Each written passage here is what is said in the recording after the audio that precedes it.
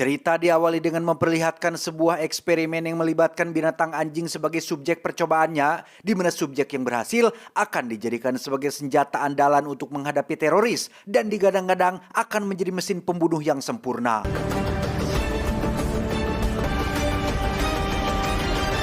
Dan kisah akan berfokus pada seorang wakil menteri pertahanan bernama Jung Won, kita panggil saja John supaya tidak liar mengingat namanya. Saat ini John sedang mengikuti sebuah rapat bersama sang menteri pertahanan yang juga menjadi sahabat baiknya, membahas tentang kebijakan bagi para tahanan terpidana korupsi karena setelah ditelaah lebih lanjut, rupanya terdapat kesenjangan antara tahanan kasus korupsi dan tahanan biasa seperti maling ayam, maling sendal, maling kayu bakar, dan maling kecil-kecilan lainnya yang melakukan hal itu karena terpaksa demi bertahan hidup. Sedangkan para koruptor memaling hanya untuk melestarikan gaya hidup mereka yang serba bermewah-mewahan. Sehingga John mewakili Menteri Pertahanan menyarankan agar para koruptor dipindahkan ke penjara yang lebih ketat setara teroris agar membuat efek jera bagi para pelakunya. 이미 사망했거나 협상 전까지는 안 죽을 거니까 구출할 필요가 없다.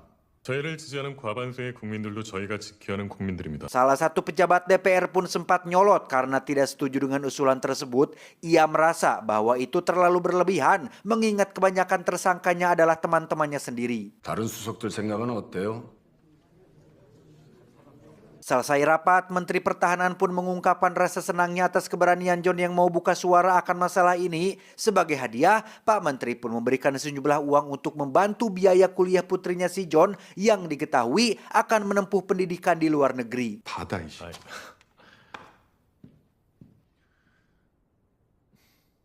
Dan inilah Cha Kyung Min, kita panggil saja Mimin, anak semata wayangnya John yang ia urus sendiri. Hubungan keduanya kurang baik setelah tidak adanya sang istri yang meninggal beberapa tahun yang lalu. Namun meski sikap Mimin selalu buruk dan jauh dari kata berbakti, John selalu sabar dan berupaya mengusahakan yang terbaik untuk putrinya.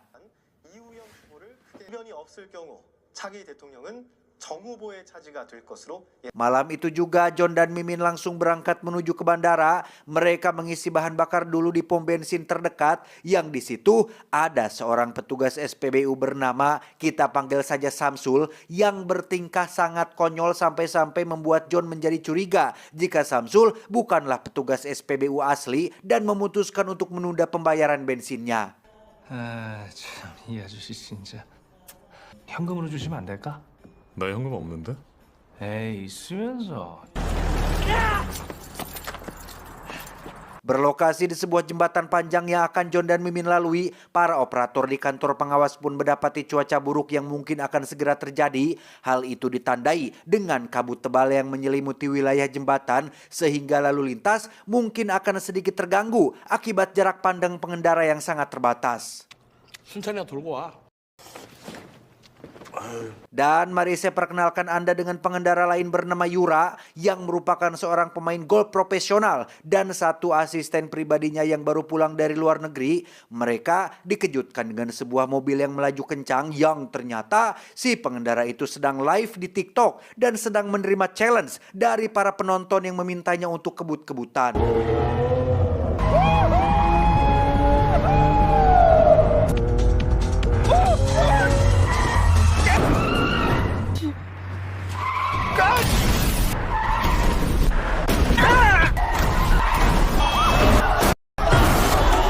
Ya, terjadi tabrakan beruntun akibat ulah dari salah satu orang belegug yang sedang live, di mana insiden ini terjadi tepat di tengah-tengah jembatan, diperparah dengan kabut tebal yang sedang menyelimuti wilayah tersebut.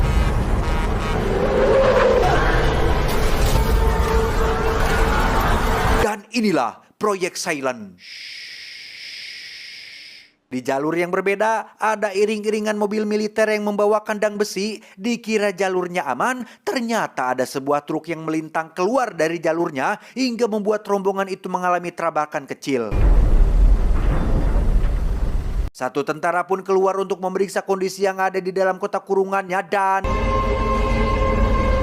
Entah apa yang ada di dalam kurungan itu, John dan Mimin sendiri terlihat datang belakangan dan baru sadar jika telah terjadi tabrakan beruntun di jalur sebelah. Sampai akhirnya mereka pun berhenti tatkala melihat mobil di depannya terguling dan nyaris menabrak sebuah roda ban besar. Ternyata mobil yang terguling barusan adalah masih bagian dari rombongan militer. Beliau adalah seorang ilmuwan bernama, kita panggil saja si dokter, yang segera menyuruh kedua pengawalnya untuk memeriksa kandang besi yang berada di depan. Dan ya, kedua pengawal pun menemukan kandang besinya sudah terbuka dengan satu tentara yang terluka di dalam sana. Entah apa yang sebenarnya terjadi, para tentara ini pun kepanikan dan langsung mengaktifkan alat pengacau sinyal agar semua orang yang berada di area ini tidak bisa berkomunikasi dengan dunia luar. Saat John sedang mencoba menelepon bantuan itulah, jaringan langsung terputus gara-gara alat pengacau sinyal barusan, di mana Mimin sendiri terlihat keluyuran sampai akhirnya tak sengaja bertemu dengan seekor anjing yang sedang membentur-benturkan kepalanya ke pembatas jalan, yang ternyata itu adalah salah satu subjek yang kabur dari kandang besi, yang tiada lain adalah anjing percobaan hasil proyek rahasia pemerintah. 이거? 야 차경미 뭐 하는 거야 지금? 피 좀 봐. Dua tentara pun kembali menemui dokter untuk memberitahu tentang para subjek yang kabur dan berkeliaran, sehingga dokter langsung mengaktifkan sebuah program yang dibuat khusus untuk mengendalikan para anjing eksperimen tersebut.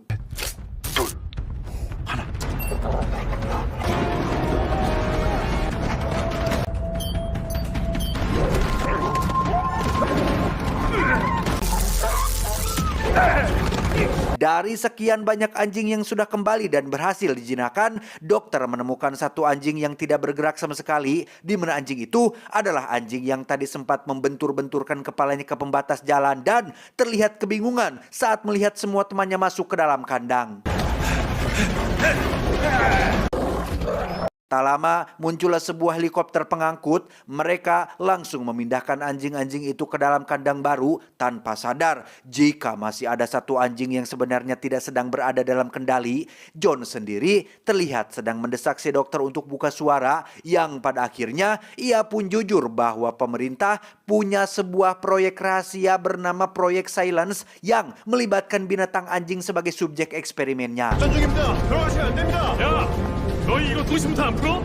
통신을 풀어야 내가 보호할 거 아니야? Setelah semua anjing sudah dipindahkan dan kandang mulai diangkat, dokter pun memberitahu pengawalnya tentang satu anjing yang masih belum bergerak, yang setelah dicari, ternyata chip pengendali yang tertanam di kepala subjek sudah terlepas, sehingga dengan kata lain, satu anjing sedang berada di luar kendali, dan inilah yang terjadi. 케이지 올립니다.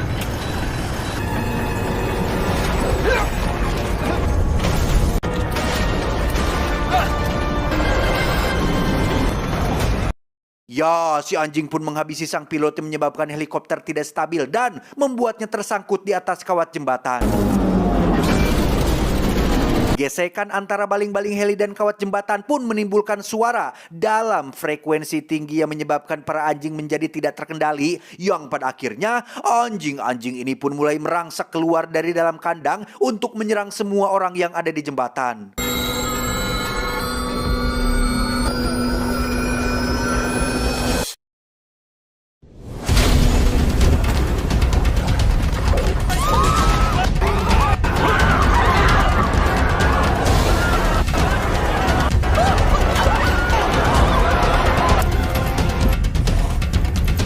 Melihat situasi yang kacau, John, Mimin, dan si dokter pun langsung masuk ke dalam mobil polisi dan mencoba melarikan diri dari tempat ini, tepat saat Mimin melihat sosok si Samsul yang melambaikan tangannya minta pertolongan. Dirasa masih punya waktu untuk menyelamatkannya, Mimin pun langsung menarik rem tangan mobilnya sehingga...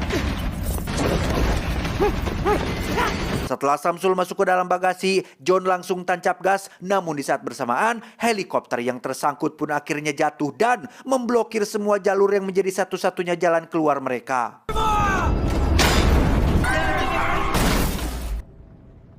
Satu anjing naik ke atas mobil yang membuat John dan kawan-kawan tidak bisa keluar. Si dokter akhirnya mau buka suara tentang proyek Silence ini, bahwa Amerika dan negara-negara di Eropa menugaskan para ilmuwan Korea untuk mengembangkan anjing pembasmi teroris. Mereka dilatih untuk mengenali suara target dan menyerangnya. Namun proyek itu akhirnya dibatalkan karena masalah serius, di mana semua anjing yang saat ini berkeliaran adalah sampel gagal yang bermaksud untuk dibuang. Menggunakan telepon satelit milik si dokter, John akhirnya berhasil menghubungi Pak Menteri Pertahanan. Beliau baru mengetahui akan insiden ini dari anak buahnya dan akan segera mengirim bala bantuan untuk mengevakuasi semua korban. 나도 방금 보고받았어. Di saat yang sama, kekacauan masih terjadi. Yura, si pemain golf dan asisten pun berhasil menyelamatkan diri dengan masuk ke dalam bus bersama dengan beberapa orang lain yang masih selamat. Melihat John dan kawan-kawan sedang terdesak, Yura dan beberapa orang pun mendesak supir untuk datang memberi pertolongan.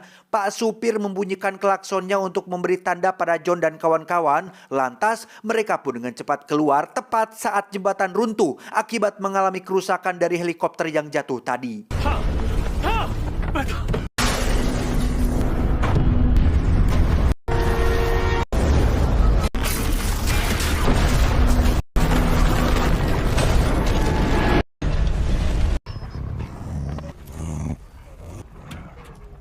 Untuk sejenak mereka semua bisa bernafas lega setelah John memberitahu bahwa tim penyelamat sedang dalam perjalanan. 방금 전에 사고 대책반이 꾸려졌고요.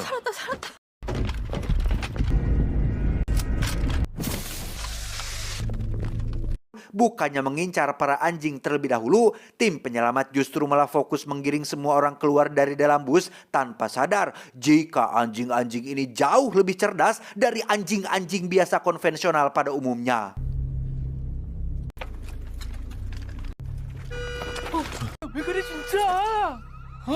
Ketegangan pun mulai terasa saat alarm mobil berbunyi sendiri. Dua anggota tim penyelamat pun maju untuk memeriksa sampai akhirnya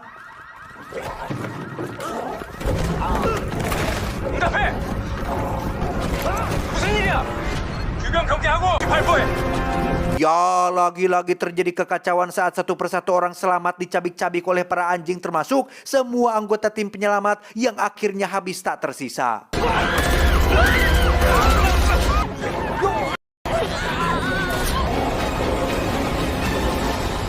John pun berhasil menyelamatkan Mimin yang dibawa sembunyi di dalam bagasi bus, sementara ia memilih untuk keluar lagi demi menyelamatkan orang-orang yang sedang butuh pertolongan. Tak lama muncullah si dokter yang turun melalui pintu dalam bus dan mengajak Mimin naik ke atas.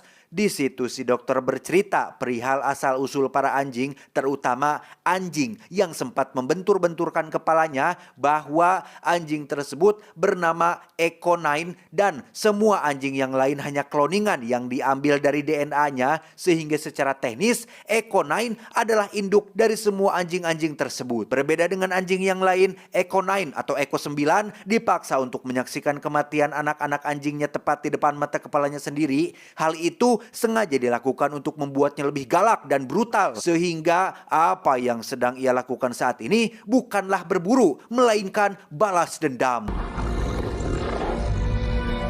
Kembali ke John yang berhasil menemukan Samsul dan segelintir orang yang masih selamat. Karena di sini tidak aman, mereka berniat untuk kembali ke dalam bus menggunakan obor buatan dan pistol suar yang dibawa oleh tim penyelamat. Tiba di dekat bus, mereka langsung dikepung oleh para anjing sehingga John tidak memiliki pilihan lain selain harus menembakkan pistol suar tersebut.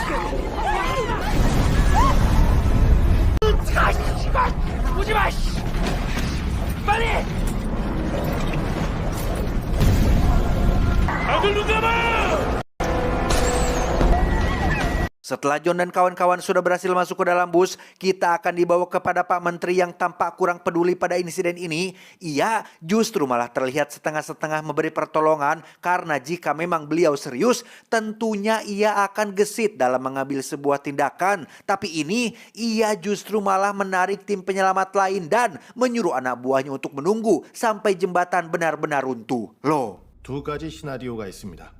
첫 번째, 예상치 못했던 공항대교 붕괴로 인한 두 번째, 유력한 차기 대권 후보 정연백이 승인한 장관님께서는 전적으로 kembali ke John dan semua orang yang masih berada di dalam bus, komunikasi dengan Pak Menteri pun tiba-tiba terputus. Sedangkan jika tetap berada di sini, hanya akan membuang waktu menunggu sampai jembatan benar-benar runtuh, sehingga mereka mulai memikirkan sebuah jebakan agar bisa keluar dari bus ini dengan aman.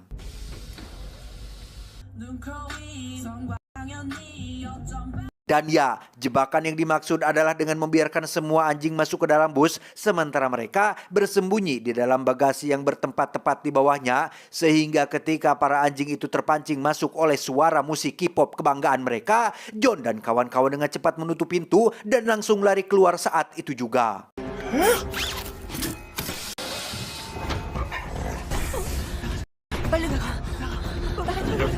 Di momen krusial itulah selalu saja ada masalah yang terjadi ketika seorang kakek menolak pergi setelah istrinya meninggal akibat gigitan anjing, di mana John mencoba membujuknya pergi. Namun si kakek memilih tetap tinggal untuk menahan pintu bagian atas yang saat itu sedang coba dibuka oleh para anjing.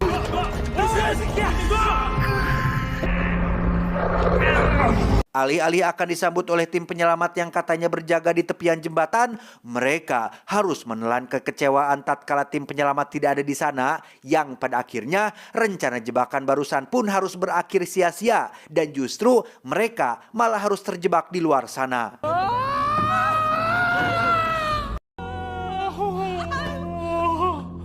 Sadar bahwa mereka semua tidak punya kesempatan untuk hidup, si dokter akhirnya jujur tentang satu hal yang belum ia katakan, yaitu perihal orang yang memulai seluruh proyek Silence ini yang ternyata tidak lain dan tidak bukan adalah Bapak Menteri Pertahanan itu sendiri. 그 새끼가 방산위원장으로 있을 때 승인한 거라고. 모실장까지 간 것 같다네. Seperti kekacauan yang sudah-sudah, selalu saja ada politik yang bermain dalam setiap masalah. Sejak Pak Menteri masih menjabat sebagai anggota Komisi Pertahanan, beliaulah orang yang pertama menyetujui proyek Silence yang diajukan negara Amerika dan Eropa ini. Hal itu ia lakukan agar bisa punya prestasi dan dicalonkan menjadi Menteri Pertahanan. Buktinya sekarang ia sudah mendapatkan jabatan tersebut. 가장 현명하고 합리적인 Saat ini, Pak Menteri sedang mengincar jabatan presiden dan berharap menjadi calon yang diunggulkan. Namun dengan proyek Silence yang bermasalah saat ini, tentulah itu akan jadi bahan pertimbangan. Sehingga satu-satunya cara agar namanya tetap bersih adalah dengan tetap merahasiakan insiden ini agar publik menganggapnya sebagai insiden biasa yang tidak ada kaitannya dengan proyek Silence. 나중에 후회하지 말고. Tak ingin mati secepat ini, John terpikirkan sebuah ide untuk menggunakan mobil derek milik Samsul. Namun karena kuncinya ada di dalam bus, mereka harus menyusun rencana lain untuk mengalihkan perhatian anjing-anjing tersebut. 너 이거 실패하면 어떡할 거냐? Menggunakan laptop milik si dokter yang masih berfungsi, ia pun menjadikan John sebagai target utama para anjing. John mengurung dirinya di dalam kandang besi sebagai perlindungan, sedangkan Samsul bersembunyi di bawah kolong bus untuk mengambil kuncinya dengan Yura yang akan memecahkan kaca depan menggunakan keahlian bermain golfnya. 시작한다. 오거진 덤블드에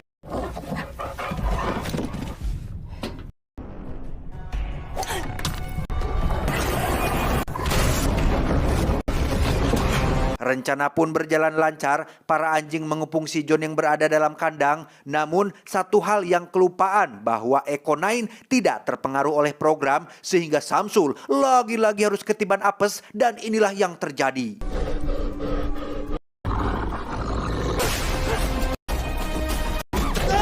Akibat beban berlebih, jembatan pun runtuh dengan semua anjing yang berjatuhan, termasuk Eko9 yang akhirnya ikutan jatuh bersama dengan semua kloningannya. Sementara untuk John, ia masih selamat berkat kandang besi yang tersangkut di ujung jembatan.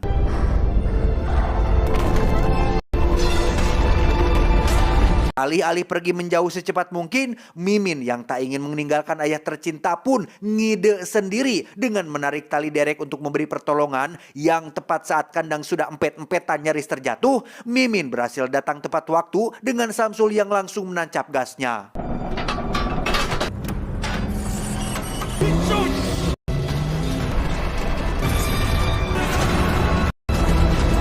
Ketegangan belumlah selesai sampai di sini, mereka masih harus menempuh jarak lumayan jauh menuju ke ujung tepat saat jembatan mulai runtuh secara perlahan.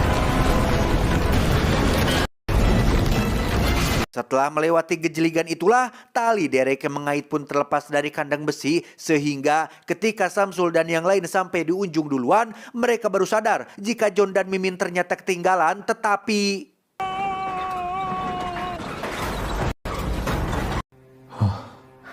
Menggunakan mobil derek Samsul, mereka semua pun berkendara menuju tempat aman, di mana saat sudah sampai di daratan, di situ sudah ada banyak wartawan dan tim medis, termasuk Pak Menteri Pertahanan dan jajarannya yang berlagak sok menyambut kedatangan John dan kawan-kawan.